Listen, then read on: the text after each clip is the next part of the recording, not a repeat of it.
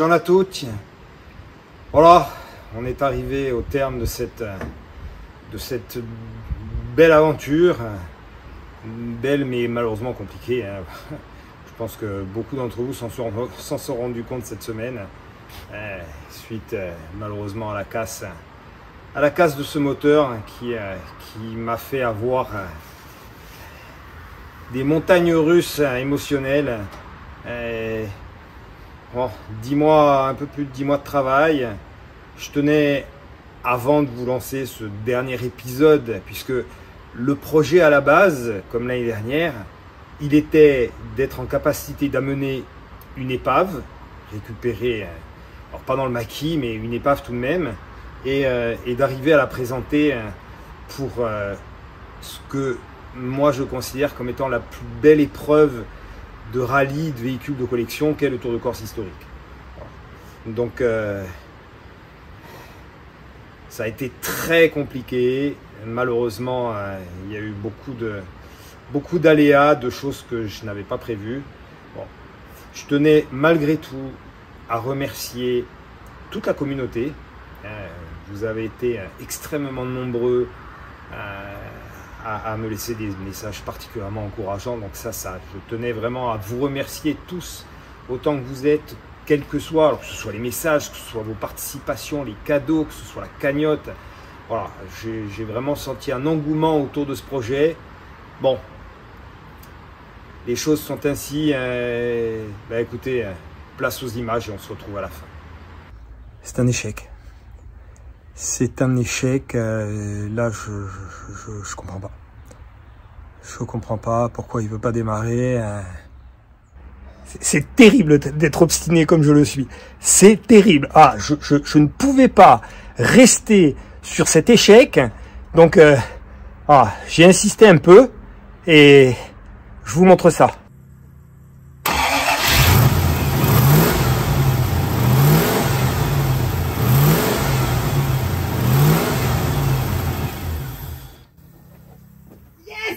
Yes!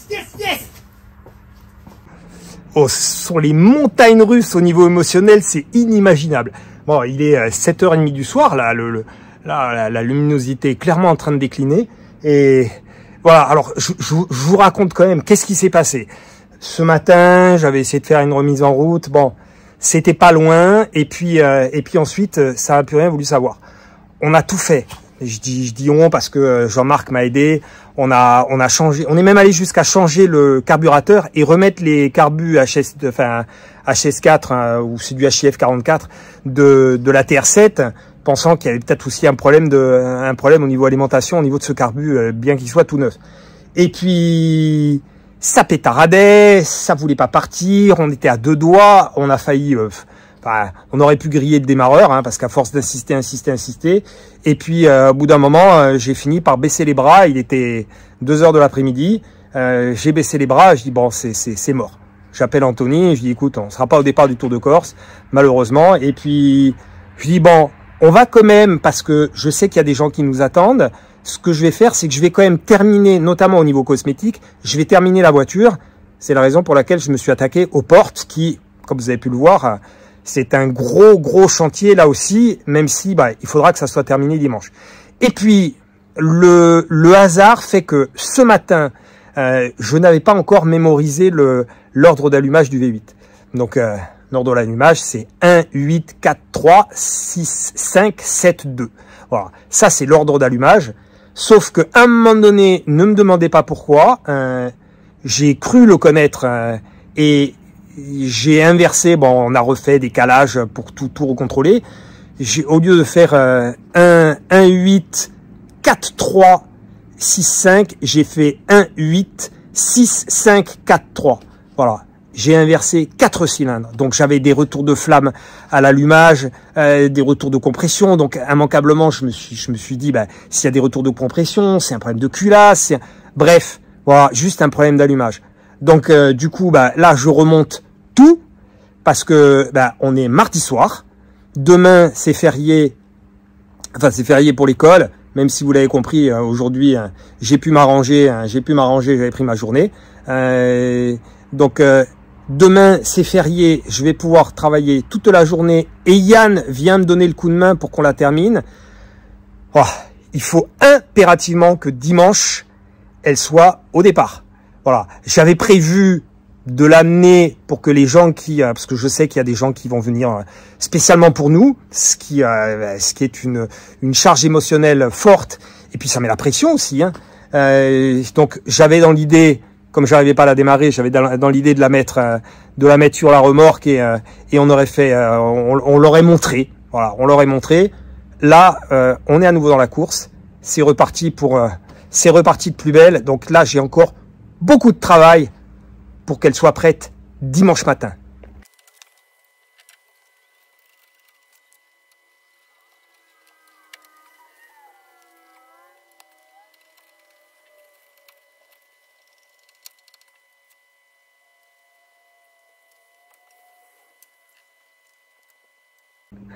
Quand je dis que ce projet émotionnellement est prenant, je crois, j'avais dit en début de projet que ça allait être plus simple. Ça allait être plus simple que la Mini.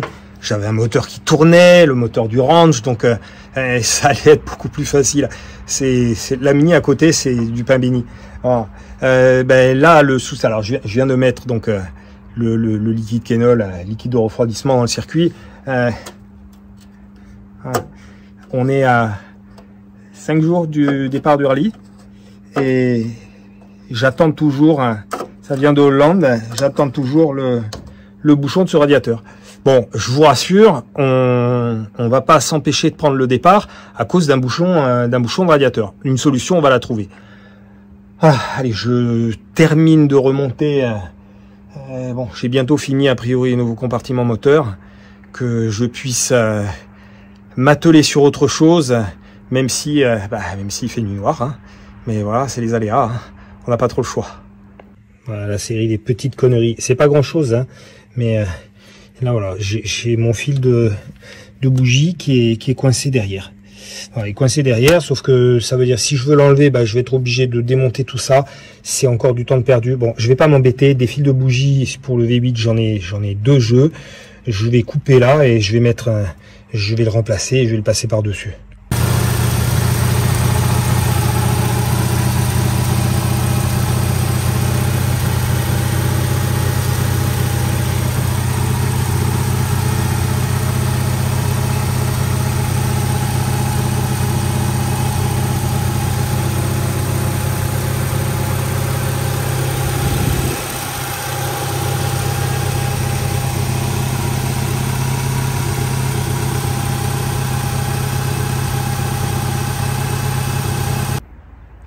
Bonjour à toutes. Bon, vous l'avez compris, hein. Eh oui, j'ai fini par réussir à trouver l'erreur de, je peux pas dire erreur des débutants, c'est la fatigue, c'est la tension, c'est la pression qui est mise autour de ce projet pour qu'il soit fini en temps et en heure. Donc là, il me reste 4 jours, hein. Voilà, 7h45, on est bien le 2 octobre. Donc 4 jours pour finir ce projet. Je vais bosser aujourd'hui mercredi, il n'y a pas école. Je vais bosser comme un fou. Il faut que, bon là mécaniquement c'est bon, mais il faut que tout le reste soit terminé dans la journée. Allez, c'est parti. Allez, on va déplacer la bête.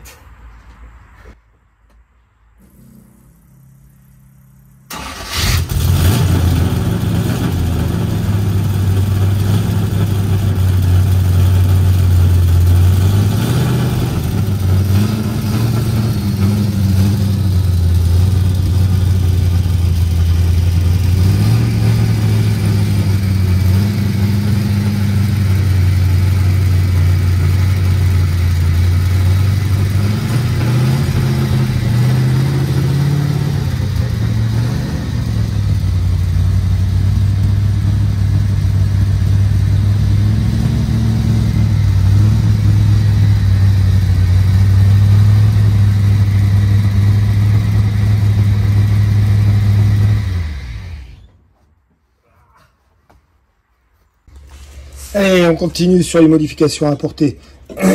J'ai découpé, donc toujours pareil, hein, sur ma donneuse, j'ai découpé la pièce d'embouti là pour avoir exactement l'endroit où il fallait percer. Bon, j'en aurai un dans le vide, ça c'est pas trop gênant. mais il n'y a aucun trou qui correspond. Et même ici, il va falloir que j'agrandisse. C'est un truc de fou, ces voitures. Impressionnant.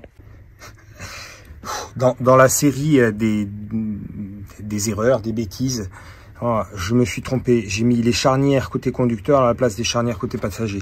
Alors, en gros, sur la porte, ce trou-là, il doit être en bas, celui-ci en haut et celui-ci également en bas. Donc, en fait, si je l'amène là-bas et que je la tourne, effectivement, celui-ci va passer en haut. Donc là, comme si j'avais que ça à faire, il faut que j'intervertisse les quatre charnières et putain, ça va pas être gagné en plus parce que c'est boulonné derrière. Ça, je m'en serais passé.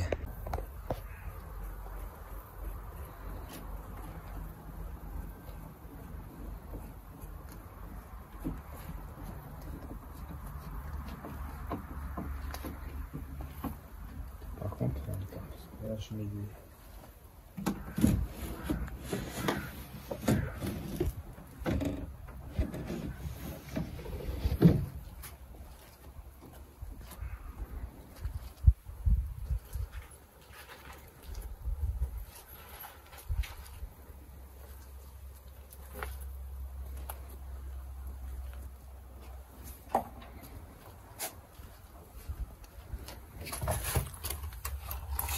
J- combien? Combien? À J- combien on est là? À J- combien? J-4. Hein. J-4. J-3 et demi même. Hein. Voilà, on y est presque. Hein. Mais avec le sourire. Surtout avec la grosse frayeur d'hier. Hein. Ah, mais hier, j'étais décomposé. Hein. Je veux dire, de voir que ce moteur, il voulait rien savoir.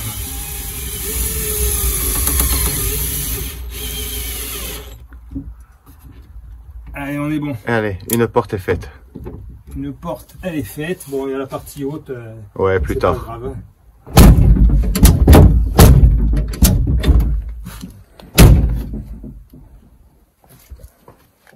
J'ai bien abîmé. J'ai bien abîmé. Bon, je vais faire des petites retouches. Là.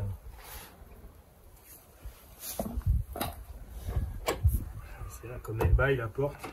Après, on essaiera de la redresser si on y arrive.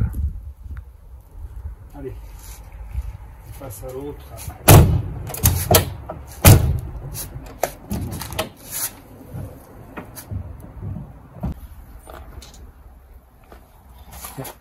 Est-ce que tu peux nous prendre, Yann?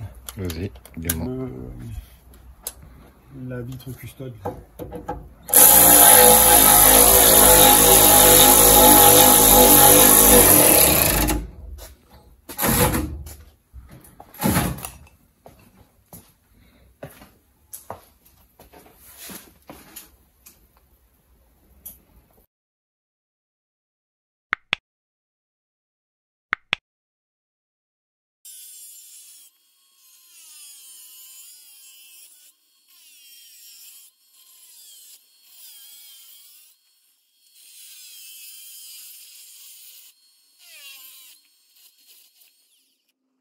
D'origine il est comme ça, donc là je vais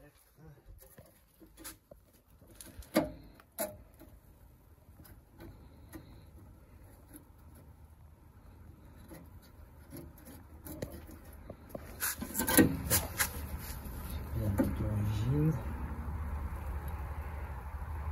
et comme ça.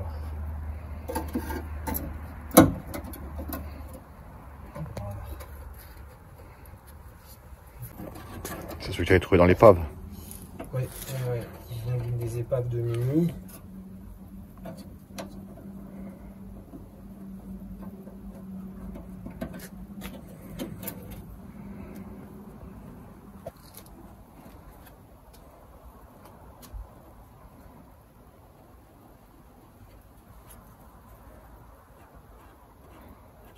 Je vais agrandir à partir d'ici aussi. Il y a ça aussi à enlever.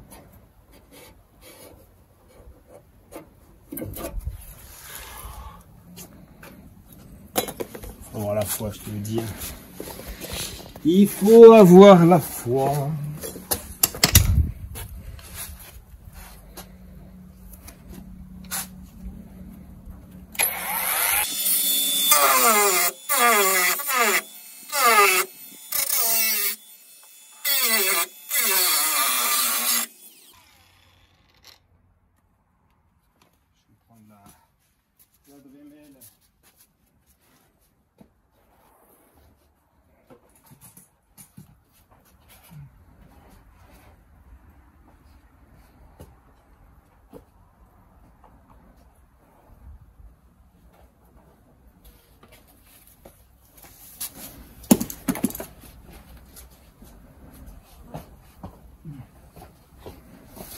t'en fais des kilomètres. Hein.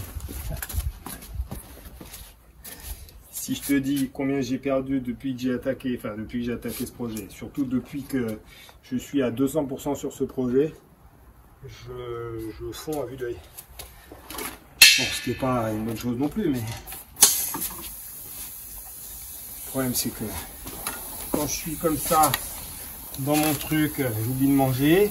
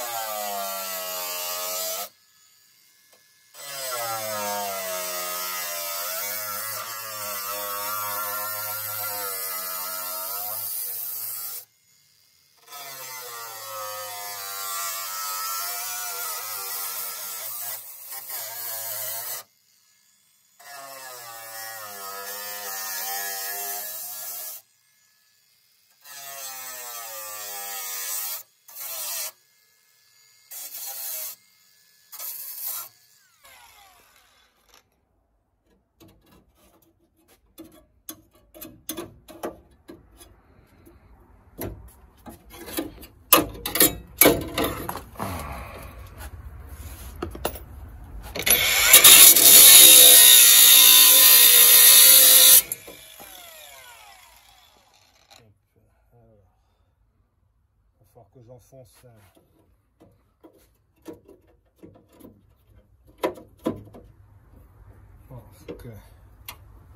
je l'enfonce ici pour qu'elle puisse être plus rentrée. D'accord. Mais au niveau place, on va être bien.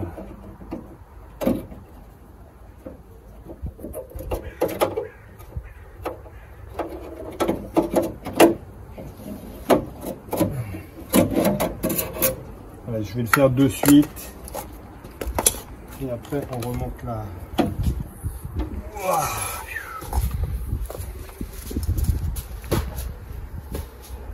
Allez, voilà un petit coup. Ça fait du bien. Ça va, il n'y a pas trop le bordel, hein? Ah, attends, tu crois pas que je vais mettre ça en ligne, hein? Attends. Mon garage, faut qu'on imagine qu'on puisse manger par terre, hein? Moi, je vois un beau dessin, là.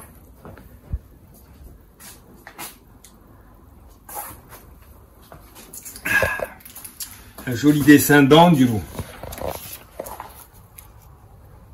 Oh, avec numéro 179. Bon, il est ambitieux, hein. Il est ambitieux. Il croit en toi, hein. Ah, mais il a raison, hein. Il a toujours la photo dans la chambre avec la Mini de l'année dernière, hein.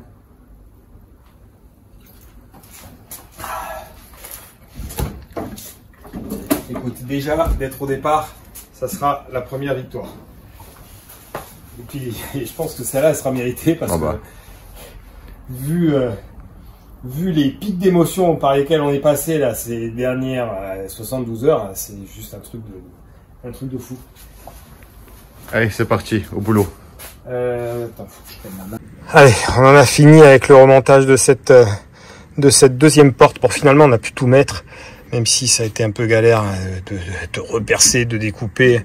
Bon, ici, c'est pas mal quand même, hein, Yann. Impeccable. Ah ouais, ça, c'est rentré suffisamment. Ah ouais, non, c'est pas mal. Bon, après, c'est heureusement qu'il n'y avait pas notre porte pour cacher la misère. Hein. Alors, en attendant de trouver deux belles portes de MGB GT, ce modèle-là, on fera avec.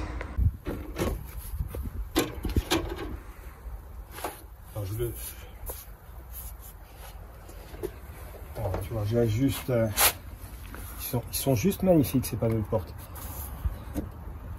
Ils sont juste magnifiques.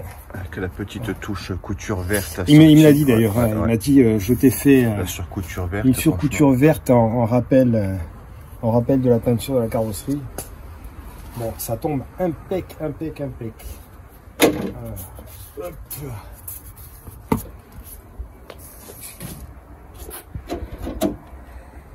Allez, là je perce, je fixe et on en termine avec cette porte. On puisse passer à autre chose. À l'électricité. Voilà, est-ce que j'ai mis la mèche que j'avais tout à l'heure.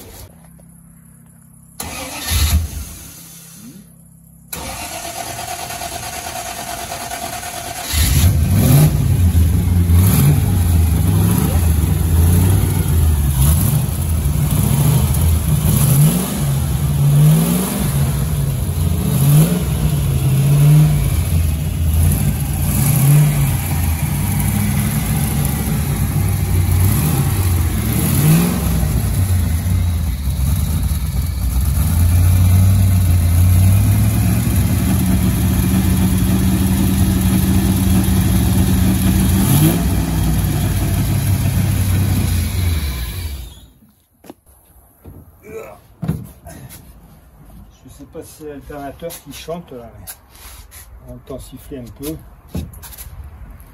Pour le bruit, hein.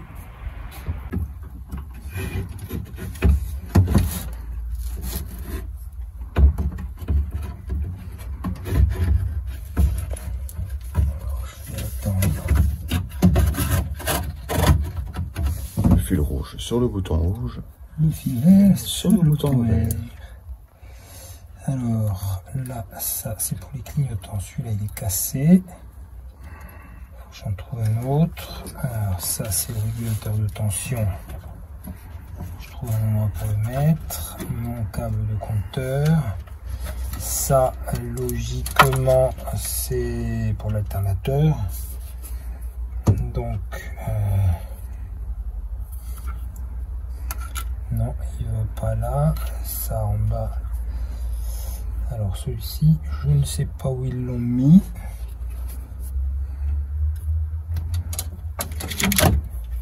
Donc ça, c'est pour l'allumage des feux. Donc logiquement, il doit être dans l'habitacle. Il devrait être derrière, si toutefois j'arrive à passer.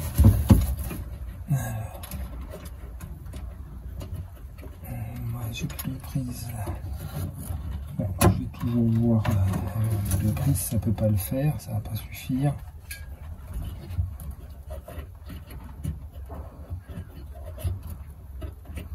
J'en ai que deux. Il n'y en a pas de cassé.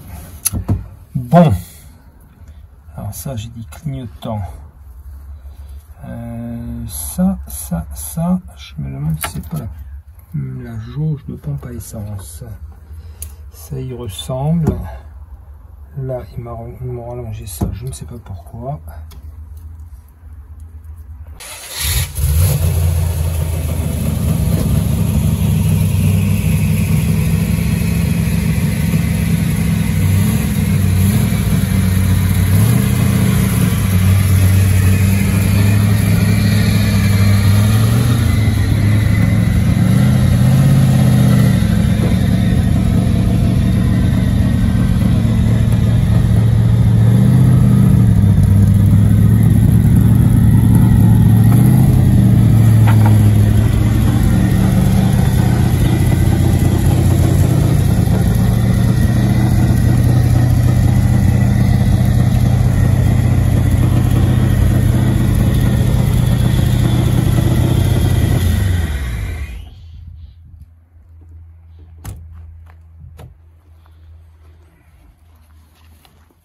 il y a un peu moins de fil qui traînasse. Oui, oui, ça va déjà mieux. Hein, ça commence à ressembler à une voiture de course, ça y est. Ça commence à ressembler à une voiture de course.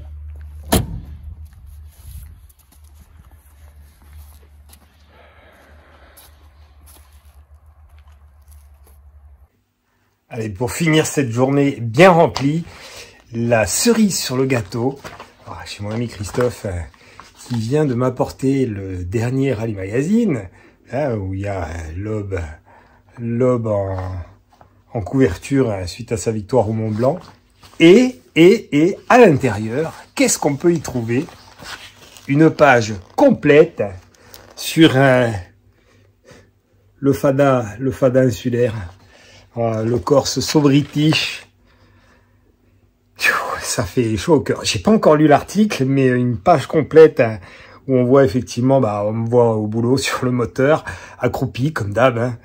Et puis on voit la caisse au départ, on voit ce qu'elle est, ce qu'elle était. Bon là, elle est quasiment finie.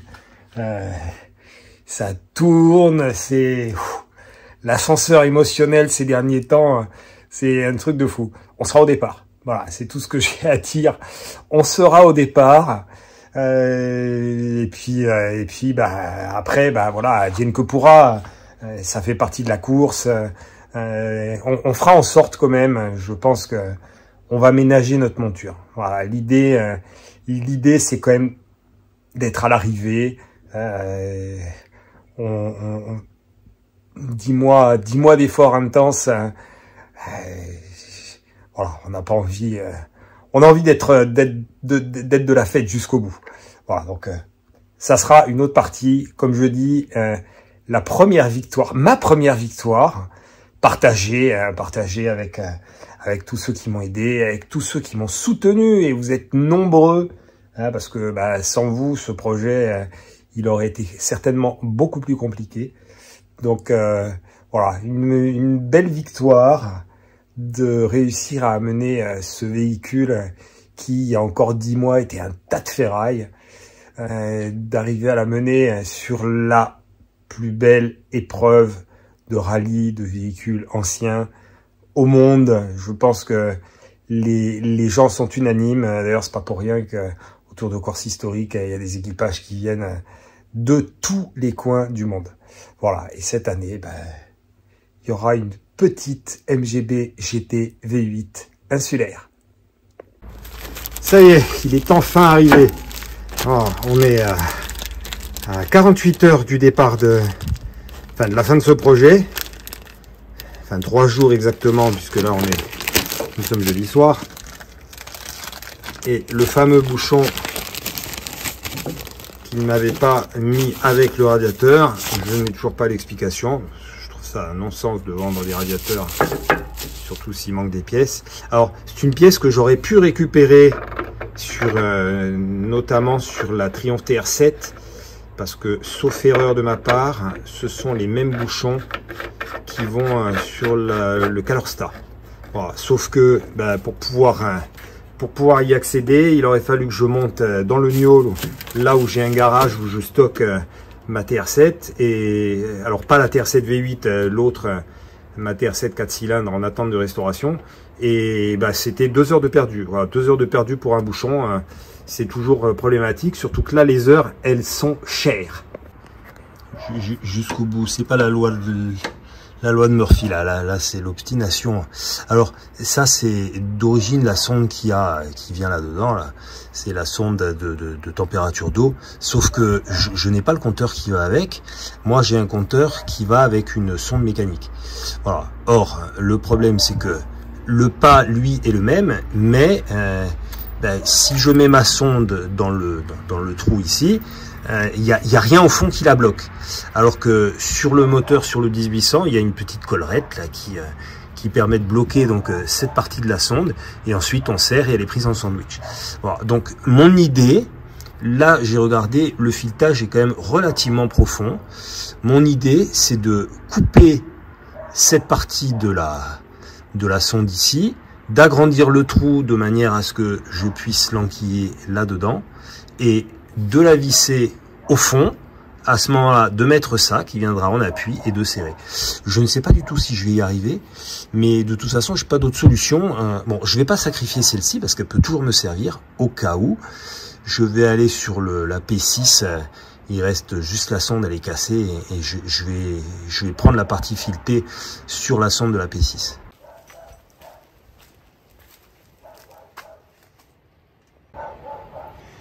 Voilà, la sonde elle est là. Donc je vais l'extraire à la lumière de mon flash. Ça doit être du 18.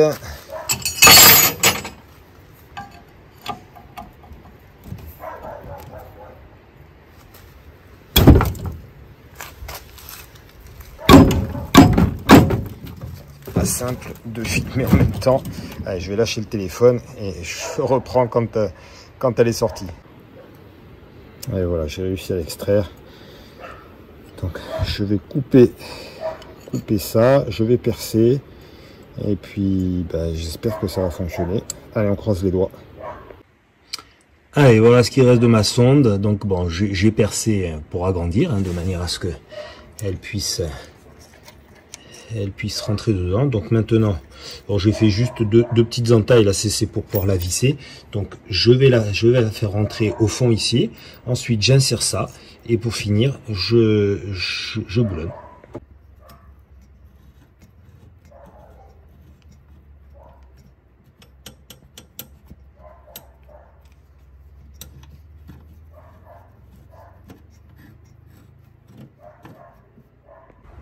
Ça y est, ma sonde de température d'eau est en place. Bon, c'est typiquement le genre de petites astuces, je dirais, que j'aime réaliser. Parce qu'on est vraiment dans l'adaptation. Et bon, là, c'est quelque chose de définitif. Hein. Mais voilà, des petites satisfactions personnelles. De temps en temps, je pense qu'il en faut pour avancer. Voilà, vous l'avez compris, nous serons bien au départ du Tour de Corse demain matin.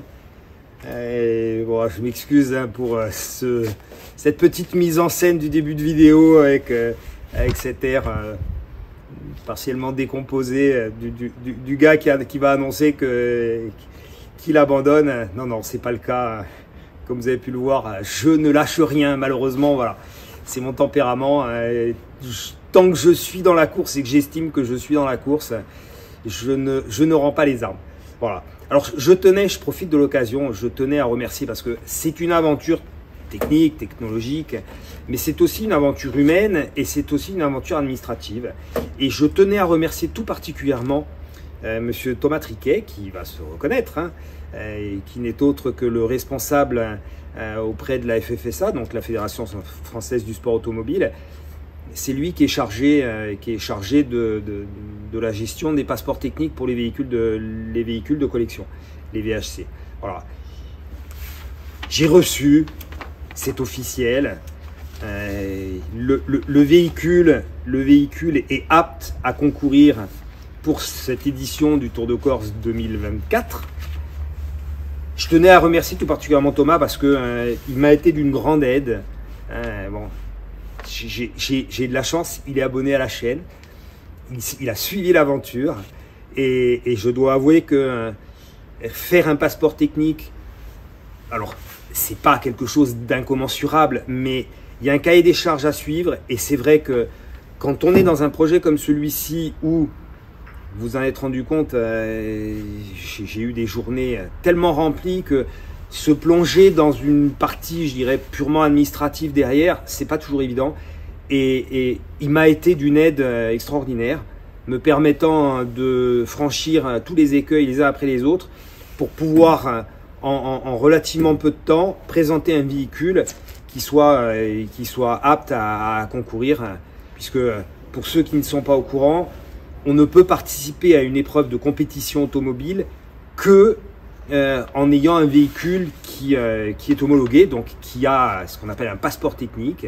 Voilà, donc là, le passeport technique, il est en cours de traitement. J'ai une attestation me permettant donc de rouler en attendant que le passeport soit définitivement validé. Donc voilà, ça aussi, ça fait partie de l'aventure. Et pour ça, je remercie très chaleureusement Thomas. Voilà. formule consacrée un petit peu plus courte, oui et non, parce que je tenais, bon, je pense notamment à la cagnotte hein, que je vais vraisemblablement clôturer en fin de journée. Je sais que tous les gens qui ont participé, je m'étais engagé, alors pas que pour les gens qui ont participé à la cagnotte, mais tous ceux qui ont participé d'une manière ou d'une autre à ce projet, je m'étais engagé à mettre leur nom sur le toit. Et les aléas de ces derniers jours, de ces dernières semaines, m'ont tellement pris de temps que malheureusement, je n'ai pas été en capacité de m'occuper aussi de cette partie-là du projet. Mais ne vous inquiétez pas, je m'y suis engagé. Je ne vais pas vous dire que la parole d'un Corse vaut tous les écrits du monde, mais je pense que c'est le cas. Donc je me suis engagé à ce que tous les acteurs de ce projet aient leur nom sur la voiture, et ce sera le cas. Je ne vais pas m'en occuper là, la semaine prochaine c'est le rallye. Là aussi c'est une autre aventure. Mais ne vous inquiétez pas, je vais m'en charger, et dès que ce sera fait, bien entendu, je le montrerai. De toute façon, c'est un véhicule que je vais garder, avec lequel je serai amené à rouler à nouveau. Donc voilà, ce projet communautaire restera quoi qu'il advienne. Voilà. On se retrouve la semaine prochaine. Bon, là, c'est une nouvelle aventure qui commence. Mon premier défi, c'était de transformer une épave en l'espace de 10 mois et d'en faire une voiture de course de compétition homologuée, en plus bon, véhicule d'époque. Hein. Donc premier défi rempli, c'est une énorme satisfaction. Après la course, c'est encore autre chose. C'est une autre aventure qui commence. Là, on n'a pas pu rouler avec, c'est un choix. Hein. Je sais que beaucoup diraient oui, de démarrer un rallye avec une voiture avec laquelle on n'a pas roulé, c'est pas très sérieux, c'est pas très prudent. Vous avez raison. Vous avez raison. Dans l'idéal, il aurait fallu rouler. Après, c'était le projet aussi. Hein. C'était le risque. Voilà, le risque de ne pas être en capacité de faire des essais avant. On va jouer l'endurance. Hein. Je pense que les premiers jours, bon, il y a quand même 400 km d'épreuves chronométrées. C'est énorme. Ça se déroule sur 5 jours pleins. Je pense que les premiers jours, au moins les 2 premiers jours, on va rouler. On va essayer de rouler un petit peu vite, mais sans taper dedans, histoire de rôder un peu tout ça. Et puis, voilà. Après, sur les aléas du rallye, on fera en sorte d'être à l'arrivée. J'espère que samedi prochain, quand vous verrez la vidéo, nous serons sur le podium. Voilà. Quoi qu'il advienne, une fois encore, je vous remercie chaleureusement. Et puis, portez-vous bien et on se retrouve très bientôt.